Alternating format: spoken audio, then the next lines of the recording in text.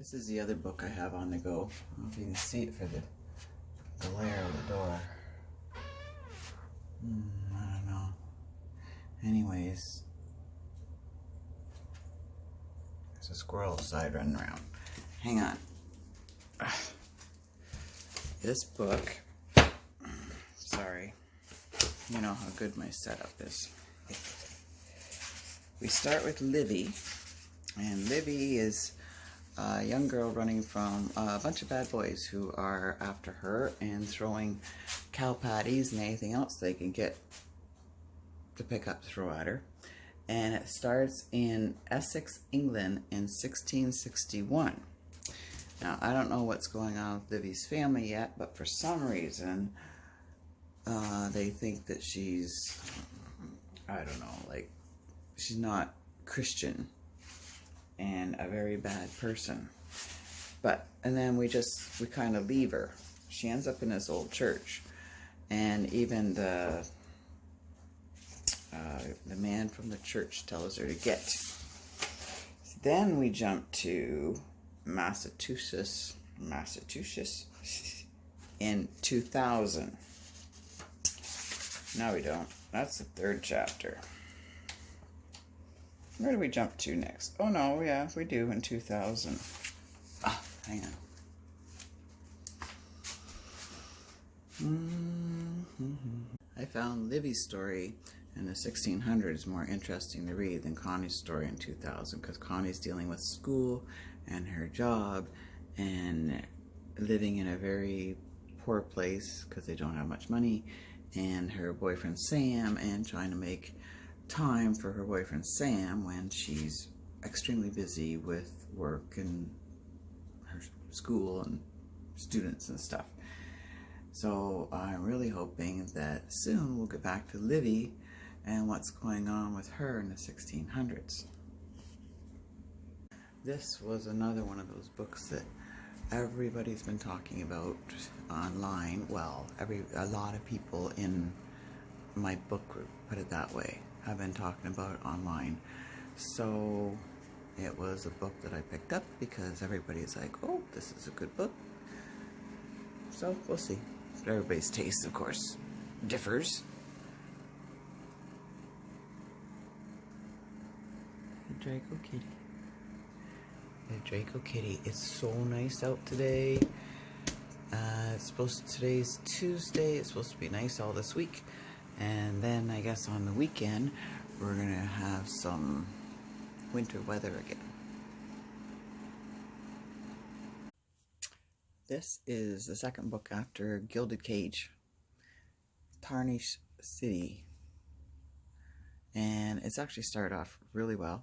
And it's really got my attention, and I just wish I had time to sit down and just read, because, yeah, I'm not very far in, but I went to the library yesterday, so I'm not very far in, but it's pretty good. Enjoying it. I didn't mind the first one.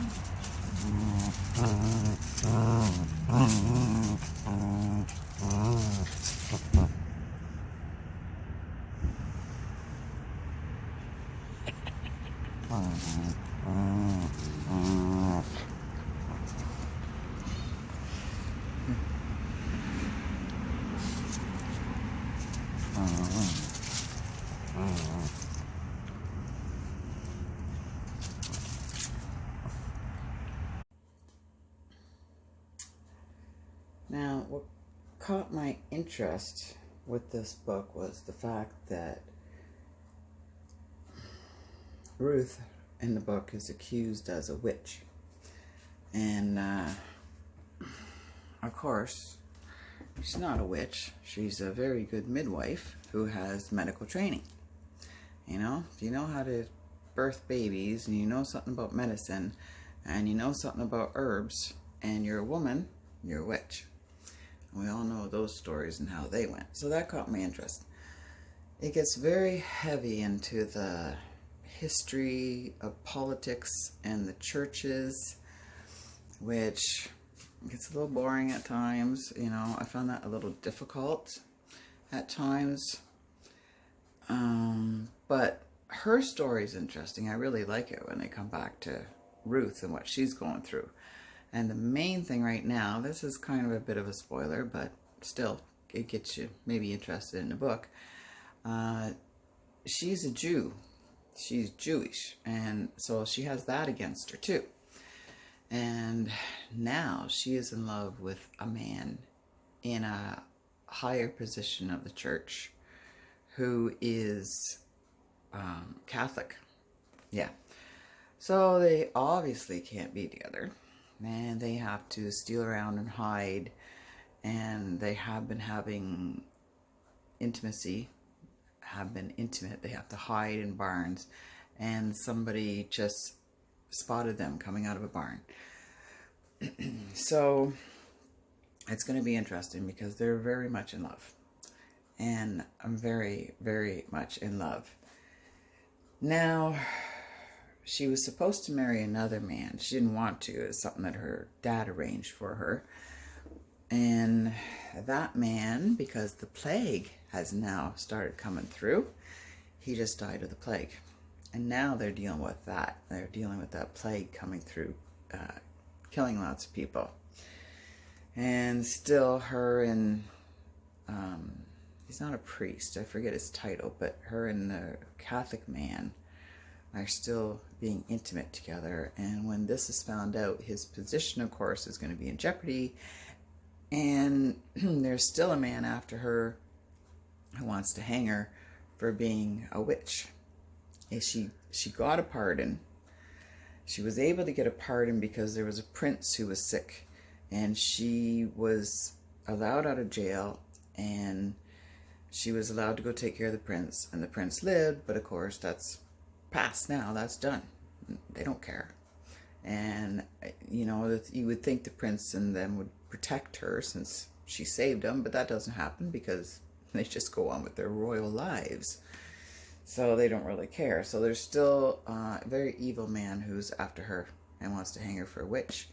And there's the Catholic man who is trying to protect her and who loves her. So I'm not done yet. We're going to have to see what happens.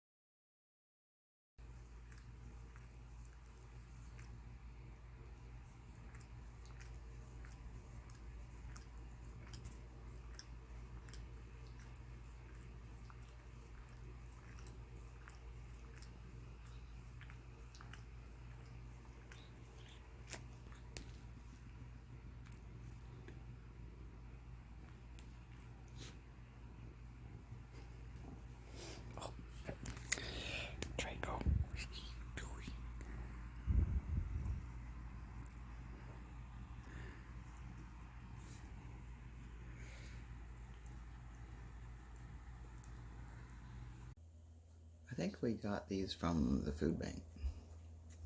They're not very good. Like, I like pork and beans, but I have to say these are not that good.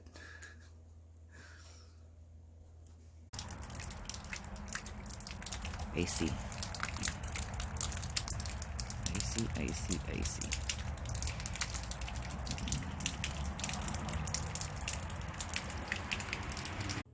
I left for a bit and this is what happened. Oh, and we do it again. Oh, what is this? Second load, third load? I don't know what it is, but I'm working on it. I'm slowly getting there. And I got chicken in the oven. Chicken in the oven. Chicken in the oven.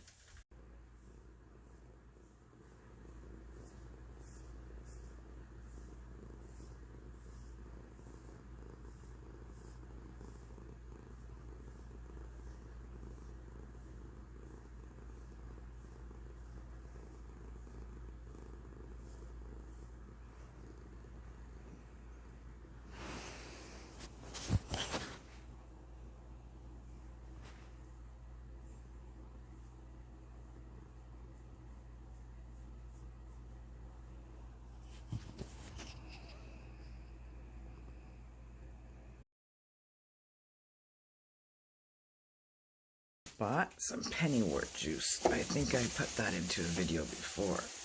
And I bought some more. If you don't know what pennywort is, you have to look it up. Hang on. No, I got it.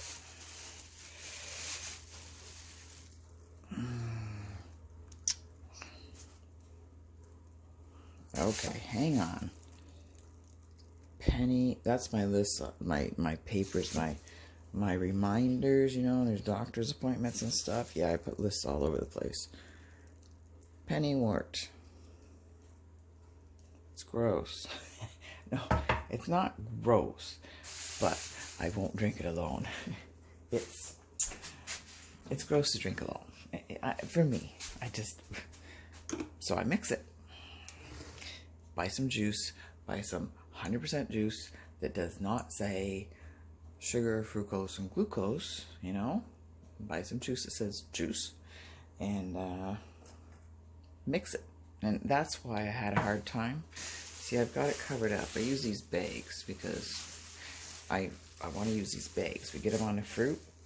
You can get vegetables and fruit in the clear bags at the grocery store. So I always use them to cover up food. I use them to cover up drinks like this. And I just put elastic around it. And yeah, I use these bags all the time over top of stuff. I have them. Might as well use them. Mm-hmm. Yes.